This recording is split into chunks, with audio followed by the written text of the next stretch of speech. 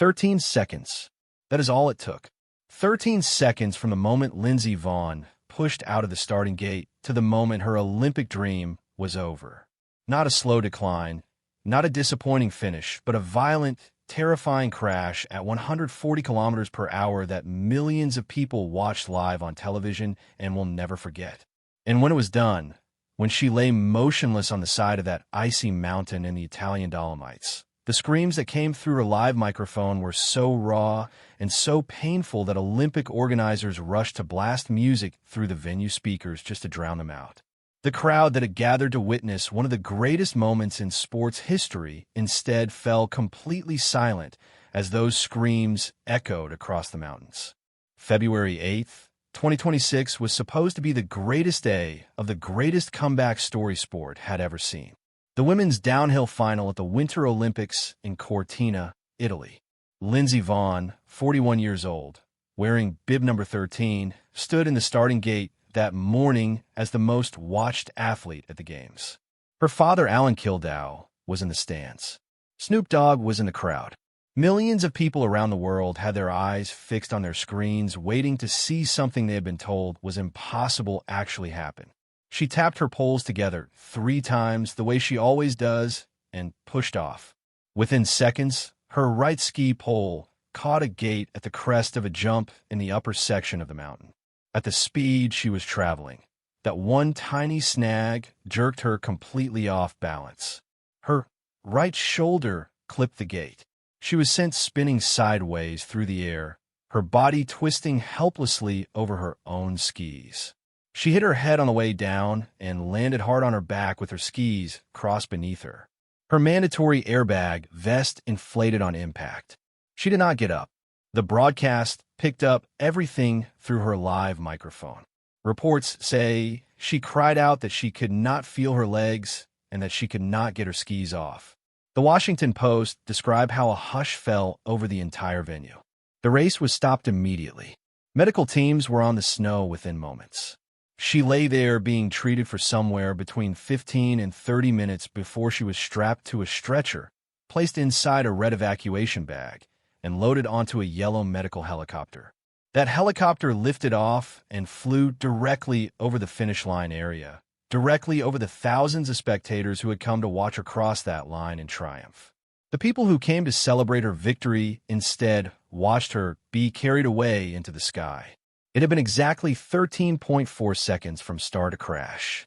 To understand why this moment hit the world so hard, you have to go back 7 years and understand what it took to put Lindsey Vonn in that starting gate in the first place. Because what she had done in the 2 years leading up to that moment was something that had never been done before in the history of competitive skiing. She had retired on February 10th, 2019, at the World Championships in Sweden. She won a bronze medal in her final race, but her body was in pieces. She had torn her LCL, suffered 3 fractures in her shin bone, and could barely bend or fully straighten her right knee. She wrote on Instagram that her body was screaming at her to stop, and that it was finally time to listen. She walked away from the sport at 34 years old with 82 World Cup victories, 3 Olympic medals, and a body she described as broken beyond repair. For 5 years, that was the end of the story. Then in April of 2024, everything changed. Vaughn underwent a procedure that had never been tried by a competitive alpine skier. She received a partial titanium knee replacement in her right knee using a robot-assisted surgical system. A custom-fitted titanium alloy implant was placed inside the joint along with a synthetic meniscus made of polyethylene. And for the first time in over a decade, the constant grinding pain in her knee was gone. She said the difference was like night and day. She said she had not felt that good in 15 years. She could straighten her leg fully for the first time she could remember. The titanium knee did not just reduce her pain. It gave her back the ability to ski the way she used to. And just like that, a comeback nobody had even dreamed of became very real. She announced her return to competitive skiing on November 14th, 2024. By December, she was racing again. What followed was nothing short of extraordinary. On December 12th, 2025, Vaughn won the downhill at St. Moritz by a massive 0.98 seconds and became the oldest downhill World Cup winner in history at 41 years of age. She cried during the national anthem. She won again at Sochi in January 2026, bringing her career total to 84 World Cup victories. In 8 World Cup races that season, she finished on the podium in 7 of them. She was not just competing with the best in the world. She was beating them. She was the undisputed gold medal favorite heading into Cortina. Then 9 days before the Olympic race, the whole thing nearly collapsed. On January 30th, 2026, at the World Cup downhill in Crans-Montana, Switzerland, Vaughn was wearing the red bib as the season leader. She was the 6th racer to start and had posted the fastest time at the first checkpoint. She was flying. Then she landed a jump awkwardly, lost control, spun around, and slammed hard into the safety nets. She was tangled in the nets for several minutes before slowly pulling herself free. She skied down the remainder of the course, stopping repeatedly to grab her left knee, and was airlifted to hospital. 2 days later came the news that stopped the sports world cold. She had completely ruptured her ACL in her left knee. It was 100% gone. She also had bone bruising and meniscal tears in the same knee. The Olympics were 9 days away. Everyone assumed she was finished. To understand just how serious a ruptured ACL really is, consider this. The ACL is the main ligament connecting the thigh bone to the shin bone. It is the foundation of knee stability. Without it, the joint becomes dangerously unstable. For most professional athletes, a complete ACL rupture means surgery and a minimum of 6 to 9 months of recovery before returning to any competitive sport. Not 9 days. Not for the most dangerous event in alpine skiing. Not at 41 years old with a titanium implant already sitting in the other knee. The medical consensus was unanimous. There was no way Lindsey Vonn could race in the Olympic downhill. It was physically impossible, or at least it should have been. But Vaughn posted a message that stunned the entire sports world. She wrote that if there was one thing she knew how to do, it was make a comeback. She said her Olympic dream was not over, and that it was not over until it was over. She got to work immediately. She posted videos of herself doing box jumps and heavy squats in the days that followed, showing the world that her muscles were strong enough to compensate for the missing ligament. She was fitted with a massive custom brace on her left knee. On February 6th, her first official Olympic training run on the Cortina course, she finished 11th. On February 7th, the day before the race, she posted the 3rd fastest training time of the entire field. Her skiing looked smooth, controlled, confident, almost impossibly normal given what was happening inside that knee. The night before the race, she posted one final message on Instagram. She wrote that she would stand in that starting gate knowing the odds were stacked against her because of her age, her missing ACL, and her titanium knee. But she said she still believed. She ended with words that now feel both like a prophecy and like a farewell. She wrote that no matter what happened, she had already won. It is impossible to read those words now without feeling them differently. The morning of the race arrived under perfect conditions. Blue skies over the Dolomites. The course was fast and smooth. Everything was set for the moment the world had been waiting for. And then in 13.4 seconds it was gone. While Vaughn was being treated on the mountainside, something remarkable was unfolding at the bottom of the course. Her American teammate Breezy Johnson, who had raced earlier with bib number 6, was sitting in the leader's chair with a time of 1 minute and 36.10 seconds. Johnson had her own extraordinary story to carry into that moment. In January 2022, on this exact same Cortina course during training, she had torn her ACL and missed the Beijing Olympics entirely. She then served a 14-month suspension for missed anti-doping tests. And now here she was, sitting at the top of the leaderboard at the Olympic Games, waiting and watching as racer after racer came down the mountain, none of them able to touch her time. When the 36th and final skier crossed the finish line, Breezy Johnson was the Olympic champion. She had won gold by just 0.04 of a second over Germany's Emma Eicher. She became only the 2nd American woman in history to win Olympic downhill gold. The first had been Lindsey Vonn at the Vancouver Games in 2010. But the detail that made this day truly unforgettable did not come from the results board. It came at the press conference afterward. Johnson revealed that while she sat at the bottom of the course watching the helicopter carry her teammate away from the mountain, she received a message from Vaughn's coach. It said that Vaughn was cheering for her from inside the helicopter, even while being airlifted in serious pain with a broken leg. Even in the middle of watching her own dream end in the most brutal way imaginable, Lindsey Vonn had found it in herself to cheer for her teammate. Johnson could barely hold herself together as she described it. She said her heart ached for Vaughn and that this was such a brutal sport sometimes. She said she did not claim to know what Vaughn was going through in that moment, but that she knew what it felt like to be on that same course fighting for an Olympic dream and watching it die. She said everyone could deal with physical pain, but the emotional pain was something else entirely.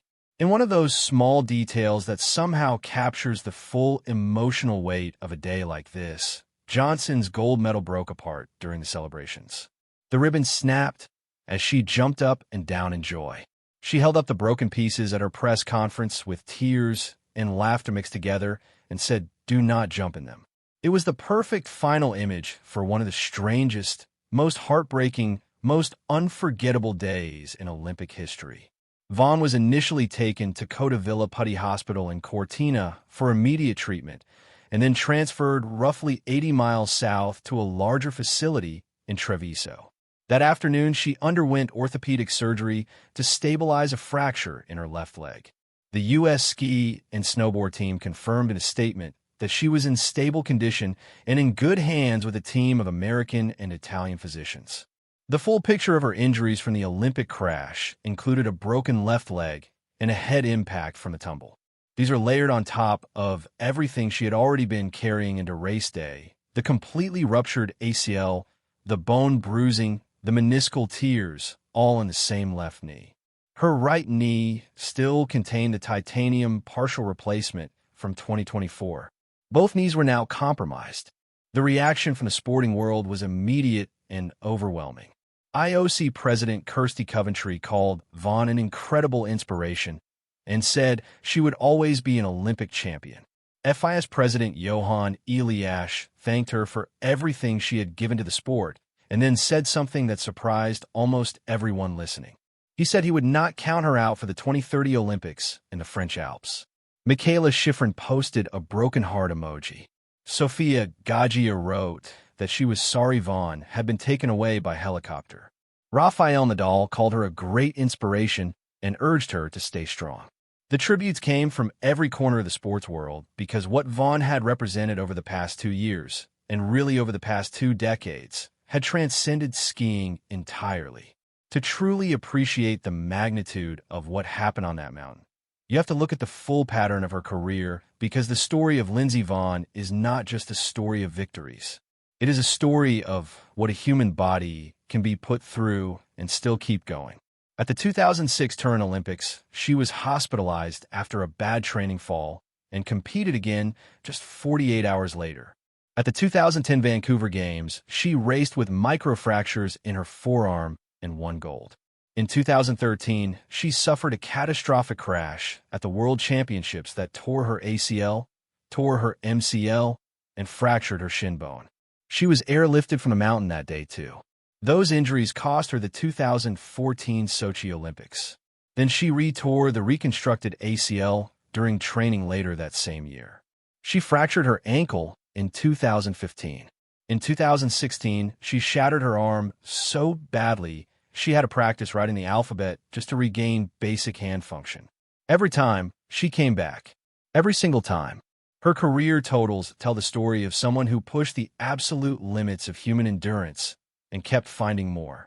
She finished with 84 World Cup victories, the third most in history across all alpine skiing disciplines.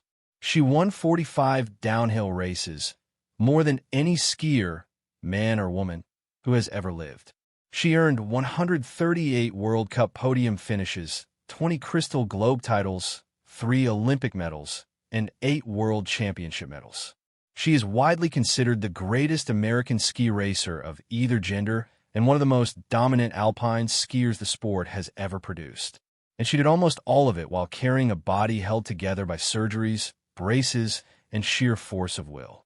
There's a debate happening right now across the sports world, and it is one that may never be fully resolved. Should Lindsey Vonn have raced at all? Some people believe she was reckless. They point to the facts. She was 41 years old. She had a completely ruptured ACL that was only 9 days old. She had a titanium implant in her other knee. She was competing on the most dangerous course in women's alpine skiing. Medical experts had warned before the race that competing without an ACL in those conditions was an enormous risk. The argument is that no athletic dream, no matter how meaningful, is worth the kind of injury she ultimately sustained. Others see it completely differently, and their argument is equally compelling. Surgeons from the Hoag Orthopedic Institute pointed out publicly that in an elite athlete like Vaughn, whose neuromuscular control, strength, and body awareness are extraordinary, competing without an ACL can be feasible in ways it simply would not be for an ordinary person. Her coaches cleared her. She passed medical evaluations. The Olympic Committee allowed her to start. And Vonn herself had addressed the risk directly the night before, with full clarity and full awareness. She acknowledged her age. She acknowledged the missing ACL. She acknowledged the titanium knee. She said the odds were stacked against her, and she chose to race anyway. She had earned that right many times over.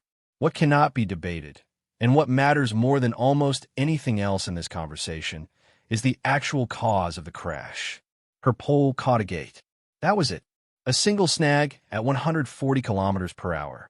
Fellow racers explained afterward that downhill skiing operates on razor-thin margins and that getting as close to each gate as possible is not just strategy, it is the entire discipline. Vaughn pushed that line of fraction too far, and the mountain punished her for it instantly. The pre-existing ACL tear may or may not have played any role. The immediate cause was simple, brutal, and tragically random. She went too close to the gate, because that is what the best downhill skiers in the world do. She pushed to her absolute limit, because that is the only way Lindsey Vonn has ever known how to ski. And sometimes when you push that hard at those speeds on ice, the margin between gold and a helicopter is a single centimeter. CNN argued the day of the crash that Vonn's Olympic journey, despite the way it ended, was anything but a failure. Her comeback from retirement, from a knee replacement, from an ACL rupture 9 days before the biggest race of her life, is already being called one of the most extraordinary athletic journeys in modern sports history. She came back when everyone said it was impossible. She won when everyone said she was too old. She raced when everyone said she should not. And even from inside a helicopter, being carried away from the mountain she loved most, she found it in herself to cheer for her teammate. That is not the story of someone who failed.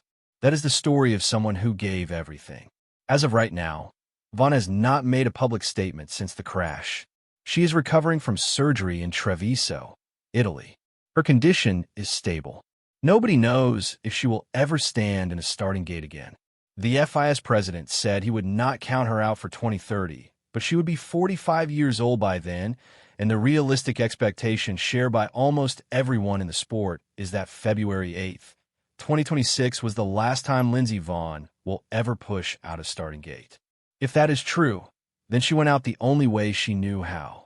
All in, no hesitation, chasing something most people said was impossible. Her own words written the night before turn out to be the most fitting summary anyone could have written. No matter what happens, I have already won.